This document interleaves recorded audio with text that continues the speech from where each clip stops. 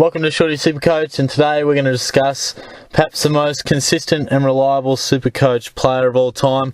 A man that rarely lets us down, one of the few players that we can pick in our SuperCoach sides and have full confidence that they'll deliver exactly what we're after, and that's Scott Pendlebury. Now, at the moment, he is the 27th most popular player in 22.7% of sides.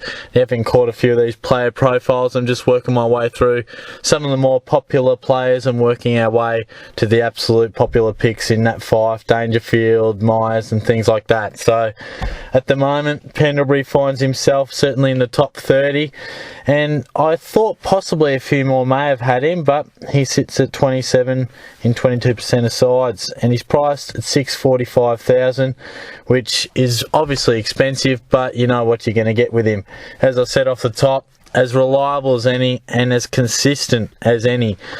Since 2010, he's averaged 110 plus. Having a listen to these numbers: 110.5, 129, 124, 126, 124, 116 and 118.7 last year.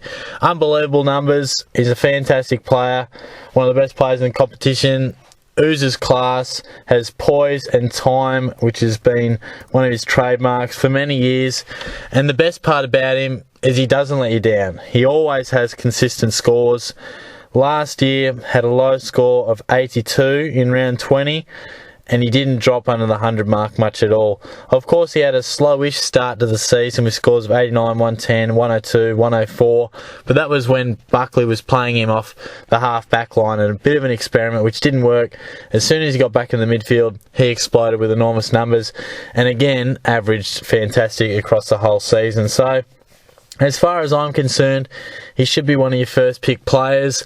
The reasons are obvious why you'd pick him. In these profiles, I'll generally have a look at the pros and cons and then give a bit of a verdict. But for Pendlebury, it's just so straightforward, the fact that we most definitely should be picking him. And if you don't start with him, then you definitely want to be finishing with him. And that's the main reason why I would start him, because how consistent he is. You're just going to find it so difficult to bring him into your side. Now, I think a few years ago I didn't start with him, and he's just so tough to get into the side because he might deliver a 90 and then you're thinking, oh, maybe a few, lowish scores, and he'll drop a bit of price, and then he goes bang 130. He just doesn't put in back-to-back poor games, not even poor games, just, below standard games. He's always back to his mark every second week at the least, and when he strings it together, he'll put together 110 plus games with ease. So certainly he's a player that we need in our sides. Now, these aren't necessarily cons, but perhaps concerns and question marks people have raised, and that's of course a growing Collingwood midfield and how that affects him. Of course, Wells is coming to the club. Adams will hopefully play more footy. Treloar is of course a somewhat new member. How does this affect Pendles? Some people have talked about him possibly playing more forward and a different role and things like that. I just don't buy it the slightest. I mean, you're not going to put a bloke who is their best midfielder, one of the best in the game, you're not going to put him in the forward line. Now, Collingwood, they want to play finals. It's not as though they're rebuilding and looking to give other midfielders extra opportunity for development. They're in it to win it. They want to play finals, so they're going to be putting together their best side. And no doubt Pendlebury in the guts is where he's going to be.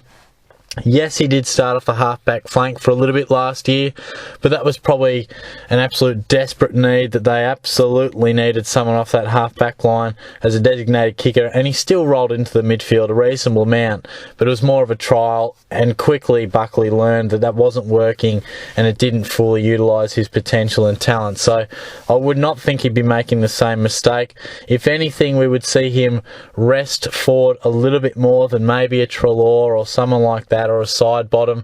But with the rotations and things like that, players are going to have a secondary position to some extent and rest on the ground, whether it be off half back or in the forward line a little bit, just because you can't always rest on the bench. So I wouldn't be too concerned, guys, about Pendlebury playing elsewhere. As far as I'm concerned, unless we see anything else throughout the JLT Community Series that suggests otherwise, then we're going to see the same old from Pendlebury, and that's consistent big numbers.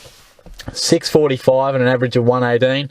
I think that's almost par for him. As I said earlier, he's averaged in the 120s multiple times. He's only 29. He's not going to be dropping off the radar. If he's getting a good pre-season in some good form, he could definitely push for the Brownlow and even push back into that 120 mark. It's not that far away. So he's a guy that's one player that we really want in our teams, consistent as ever. So save the trouble and lock him in now. There's other midfielders out there that, in my opinion, you might be able to get cheaper because they do not roller coaster, but they can throw in the odd poor score, where Pendlebury is just a beacon of consistency, and he's just not going to give you the opportunity to get him in any cheaper. So you may as well do it off the top as far as I'm concerned. So my verdict, of course, it's a yes. Is he in my side at the moment? Yes, he is. So I think that's as clear-cut as it needs to be. He's a fantastic player and one guy that we really need in our sides. He's in mine. He'll be in my team for some time and will definitely be a starter and will serve me well, no doubt. So give me your thoughts on Pendlebury. He's a more obvious one to talk about. There's really no downside to him. He's durable, consistent, capable of going big, a captain option for your side, and in a reasonably good midfield, which we'll see him again do what he does best, and that's rack up big numbers. So give me your thoughts on him. Subscribe to the channel as always. Like the video, of course. Next up, we're going to have a look at another superstar of the game, but perhaps a next generation superstar, a guy who's been touted as the next big thing for some time. He goes by the one name. You recognise him off 4 letters. We'll have a look at him in the next player profile.